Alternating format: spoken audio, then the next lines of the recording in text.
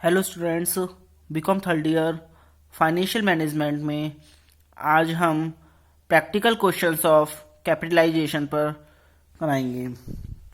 पहला क्वेश्चन सुनिए।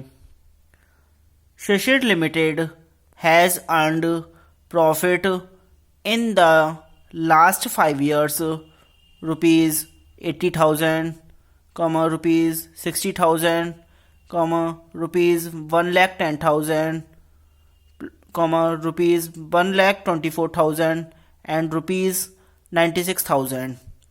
Income tax rate on the company is 45%. Rupees 15,000 as profit on sale of machinery is already included in the profit of fourth year, while the profit of fifth year has been calculated after deducting a loss of rupees 2,000 on the sale of furniture. The rate of return on capital in the similar type of business is 16%. Calculate amount of capitalization for the company. It should also be considered that there is a strike of 4 months in the second year. इसको हिंदी में सुनिए।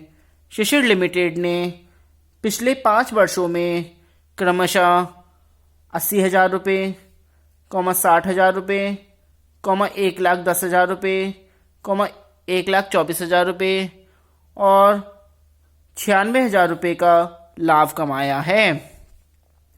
Company पर आय कर की दर 45% है।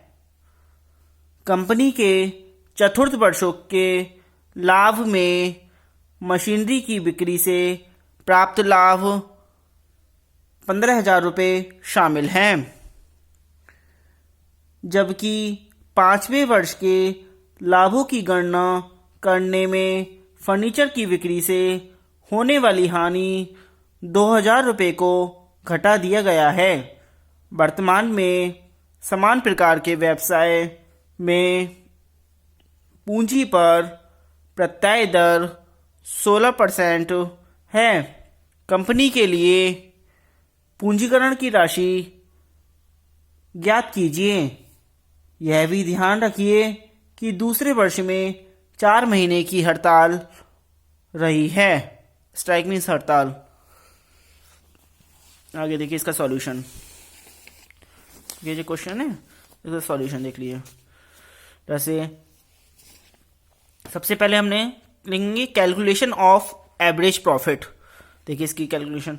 सबसे पहले actual profit, यहाँ डबल आएगा, यहाँ रुपीज़ और रुपीज़ का साइन लगा देंगे। पहले फर्स्ट ईयर में यानी कि पहले साल में कितने रुपए थे? 80,000 रुपये। सेकेंड ईयर में स्ट्राइक यानी कि हड़ताल का साल हो गया तो उस साल नहीं लिखा जाएगा। थर्ड ईयर में 1,10,000 रुपये और 80,000 को और 1,10,000 को जोड़ के इधर लिख देंगे 1,90,000 रुपये। फिर फोर्थ ईयर में 1,24,000 रुपये। अब इसमें जो प्रॉफिट है वो लेस करेंगे profit on sale of machinery 15,000, तो 1,24,000 में से 15,000 को माइनस कर देंगे तो 1,09,000 हो जाएगा। फिर फिफ्थ ईयर में 96,000 है और उसमें लॉस है तो उसमें लॉस को ऐड कर देंगे। Add loss on sale of furniture यानी कि 2,000, तो 96 में 2,000 प्लस कर देंगे 98,000। अब इन तीनों को हम ऐड कर देंगे। इन तीनों को ऐड करेंगे तो 3,97,000 हो जाएगा। फिर एवरेज प्रॉफिट का फॉर्मूला लगाएंगे यानी कि एवरेज प्रॉफिट जो आया है हमारा टोटल 3,97,000 अपॉन 4। अब 4 से इसको डिवाइड करेंगे। 4 9 जा 36, 3 बचे, फिर 4 9 जा 36, 1 बचे, 4 2 जा 8, 2 बचे, 4 5 जा 20, फिर 0। 99,250 रुपीज़ आ जाएगा। फिर प्रॉफिट आफ्टर टैक्स का फॉर्मूला लगाएंगे। टैक्स के बाद जो प्रॉफिट होगा is equal to average profit minus income tax. अब एवरेज प्रॉफिट हमारा ऊपर आया था 99,250 माइनस इनकम टैक्स की रेट जो ऊपर दे रखी क्वेश्चन में 45% ऑफ रुपीज़ यही 99,250। तो 99,250 माइनस इसका करके हम इसकी कैलकुलेशन करेंगे तो इसका पॉइंट में आएगा, इसको हम अप्रॉक्स में लिख देंगे 44,663। अब 99,250 में से 44,663 माइनस कर देंगे तो 54,587 रुपये आ जाएगा। फिर अमाउंट ऑफ कैपिटलाइजेशन का फॉर्मूला लगाएंगे जो अभी पहले बताया था। तो अमाउंट ऑफ कैपिटलाइजेशन बराबर होगा profit after tax into 100 upon rate of return. तो प्रॉफिट आफ्टर टैक्स कितना आया था 54,587 गुणा 100 बटे रेट ऑफ रिटर्न दे रखी थी क्वेश्चन में 16% यानी कि 16। अब इसकी हम कैलकुलेशन करेंगे तो इसका अप्रॉक्स में भी लिख देंगे इसको भी, यानी कि 3,41,169 रुपीज़ आ जाएगा जो इसका आंसर है। नेक्स्ट क्वेश्चन देखिए।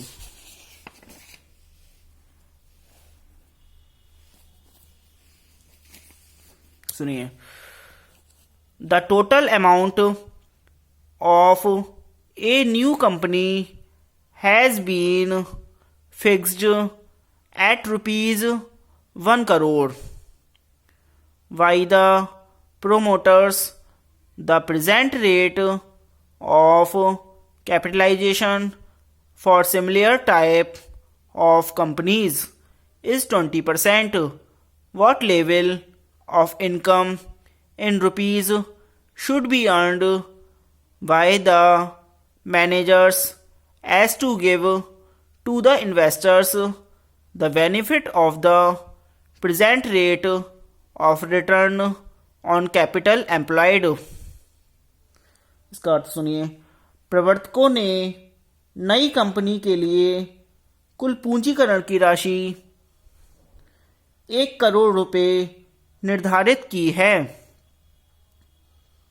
वर्तमान में उसी प्रकार की कंपनियों की पूंजीकरण की दर 20% है।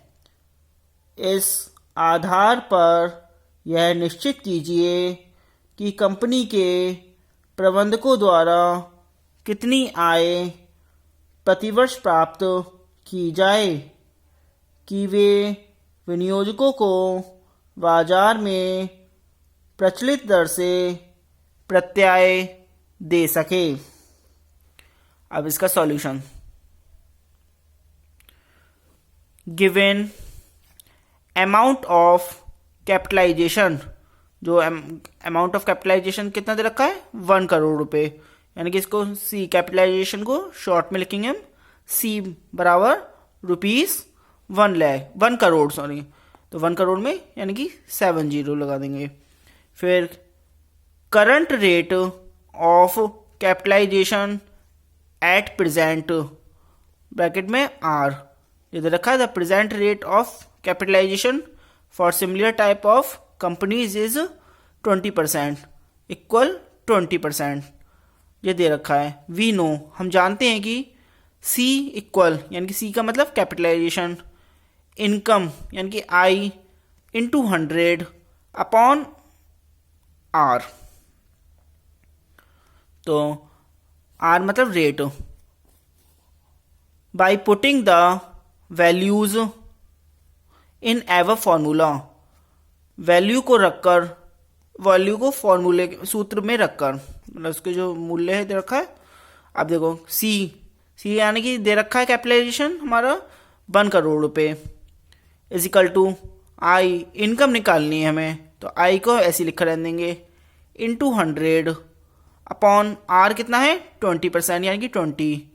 फिर इसकी हम क्रॉस मल्टीप्लाई कर लेंगे तो आई इंटू 100 तो हमारा इधर लेफ्ट साइड में ही रहेगा इज इक्वल टू इधर 1 करोड़ इंटू 20 यानी कि 1 करोड़ इंटू 20 हो जाएगा।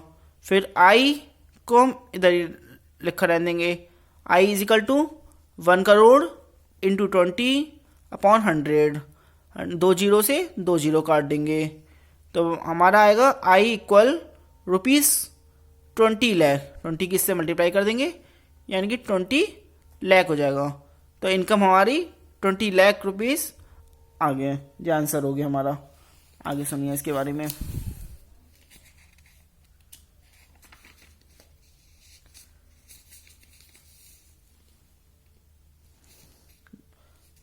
पूंजीकरण की राशि लागत सिद्धांत और आय के पूंजीकरण सिद्धांत दोनों से आकलित की जा सकती है, परंतु आय का पूंजीकरण सिद्धांत आधुनिक और वैज्ञानिक माना जाता है।